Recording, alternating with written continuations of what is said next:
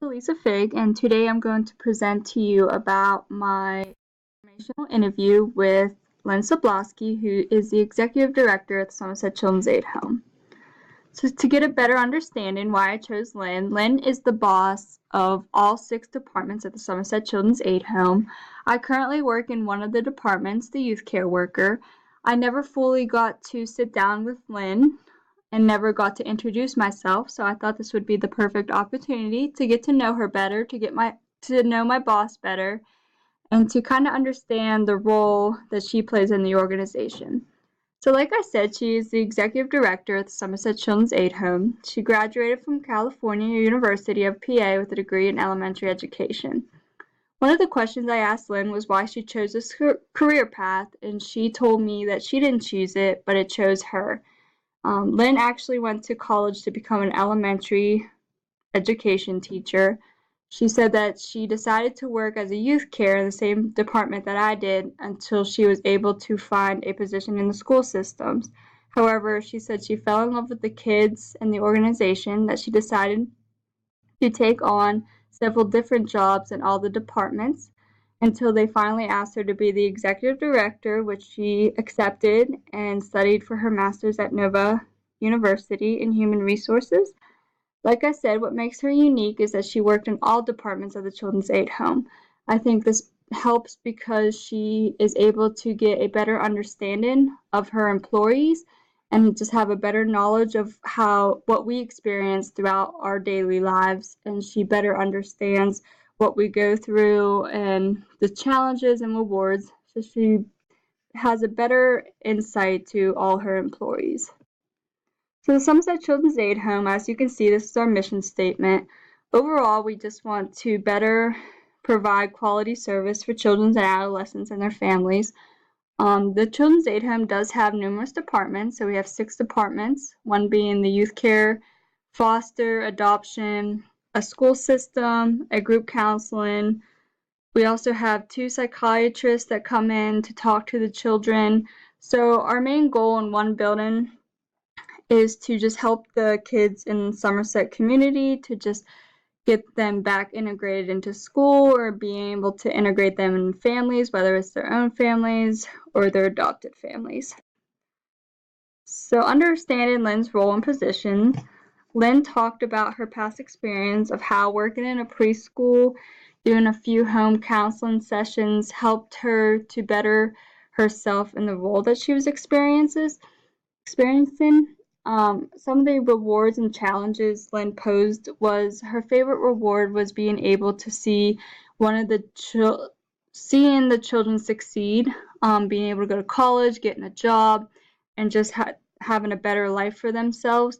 She said even though now she doesn't work with the kids hands-on, she does some of the back work in order to get the grants and money to help children be able to go to college and to provide funding for them.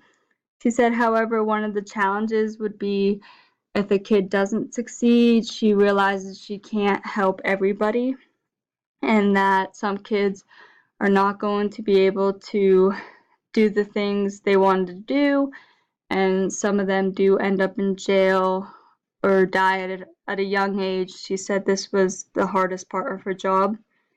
I asked Lynn if there was something she wished she would have known going into the field. She said another challenge and another thing she wished she would have known was how much politics were involved. She said that state funding, rules and regulation, they prohibit her to do many things for the kids.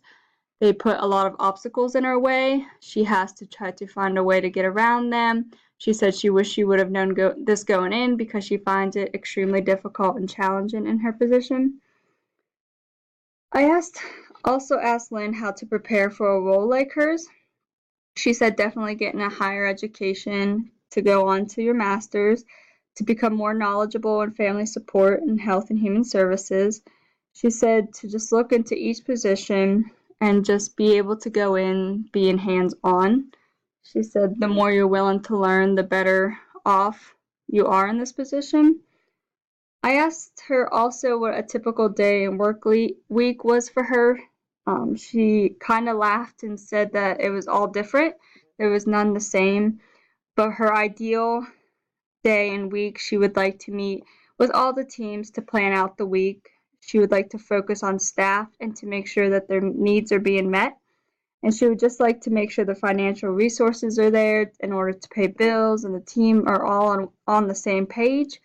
And she said she'd also like to spend time in each department and each program a day to kind of make sure everything was going okay and see if anyone had any issues.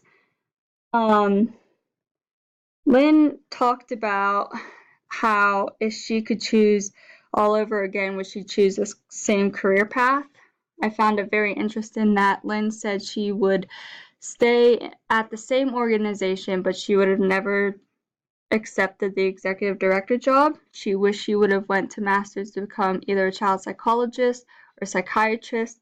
She said she likes to just work with the children instead of being the boss. She doesn't like to be in that leadership role. She also said that she didn't realize all the financial math that went into being the director, so she said she finds it very challenging. Lynn gave me some advice for someone that was looking to take on this role. She said that you should not look at this as a job, but view it as something you look forward going into. It shouldn't be something you dread getting up every day to go to. She said it's not healthy for the kids. If your heart's not in it, it's definitely not a place for you. I asked her also what type of skills and abilities one would need to be successful in her role, and she said to have a greater strength in accounting and budgeting. There's so many unknown to budgeting that she didn't realize, and she struggles with it every day. She says one needs to be empathetic, flexible, and being able to just listen and not just hear somebody.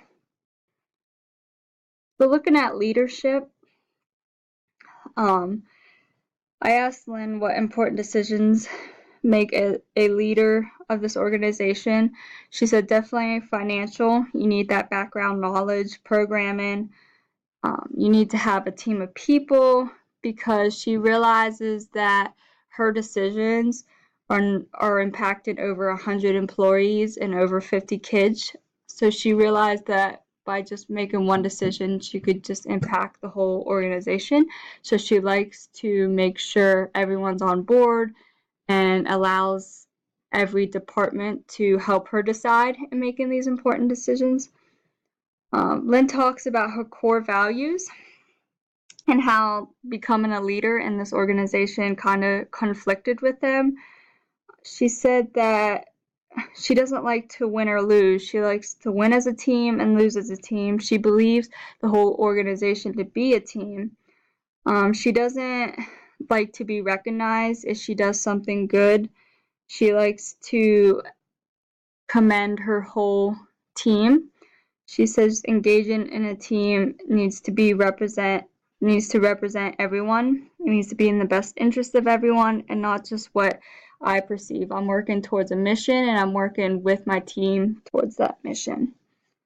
A few characteristics that she believes every leader should possess in this position is definitely a drive to want to help kids, genuine engagement with a team. She said you need to be organized. She says that's an area she struggles with, but she'd much rather spend time with the kids than to organize her files. You need to have a knowledge in finance, and you also need to have a team that has a similar vision. She said if not everyone is on the same page, then the organization is not going to flow. And she says you need to have willingness to share glory and take responsibility if something would happen to happen. Some of the biggest challenges she faces, she said definitely budgeting and financing because she doesn't have a lack of background. She said it's hard with state revenue and trying to figure out all the numbers and statistics. And she said another big challenge is trying to hire people who's on the same page as her and to hire people that are there because they love kids and they want to help kids succeed and love what they do. Lynn's a very big theory why person. She definitely has an optimistic, positive opinion about all her workers. She thinks that people should have a greater responsibility and encourage employees to develop their skills, and she suggests improvement. She thinks employees should be self-motivated to complete tasks, and she definitely allows them to seek and accept responsibility with little direction. So she definitely lets the departments kind of take over their own role. And to help grow as a leader, Lynn talks about exploring all the program ideas, never being happy with the status quo, and always continuing to want to grow. For motivation, I asked Lynn a little bit about how she keeps her employees motivated. She said her biggest thing is she tries to recognize staff who does important things or does successful things. So she always holds recognition staff events, luncheon. She just stresses that if a staff does something right, they need to be recognized. She thinks that she's approachable and that she makes a good leader, and she's instead of just being a boss. Um, what helps her motivate to become a leader? She said the intense need to see the children succeed and to ensure to provide funding and grants to help start the new programs. She thinks that being in her position can make a change, and she's willing to try and help um, provide these funding and grants for the kids to succeed. Some of the rewards that the employees receive working for the organization. She talked about how employees can earn extra PTO for attendance, PTO, how long they work there. We have holidays off, holiday pay. We have a great benefit package with great retirement. There's agent vehicles there, so we don't have to drive our vehicles around. Christmas parties. We're very flexible. She talked about how if someone needs to be somewhere, that they can always put in time, like they have flex time, so they can come in early or stay later. She said that what helps maintain her to be motivated is just spending a couple minutes with the kids every day. Just seeing them and watching them grow, she said, is the biggest motivation for her. She said seeing the kids being successful and succeeding in life and seeing all the progress. She said seeing the staff interact with kids and how ex-residents will send her letters of their successes is what keeps her motivated. And then she said about keeping her team motivated. She said that the biggest thing is if her team is unhappy, she's unhappy. So she always is constantly making sure that the team is happy, and if they are not, she needs to change directions, not be a dictator, and be active with her team. So how is this impacting on my work decision? I actually just accepted a full-time job with the organization. Like I said, I work there as a youth care worker. However, after I graduate, I took on the role of program director for the partial program. So I will be working with the group counseling center. After reviewing and sitting down with Lynn, I think it helped with my decision on accepting the position. I think the organization being very flexible, self-motivated, and just the ability to work under a leader who is empathetic and who cares about her employees definitely had a big impact on me. I wasn't quite sure if I was going to accept this position, but after sitting down and having a nice conversation with my boss, I realized that this was the organization that I wanted to work for after college, and I look forward to working with them and to succeed there and to grow there. And I just look forward to getting to know the employees and my boss a little bit better. So thank you for listening to my presentation, and I hope you have a wonderful day.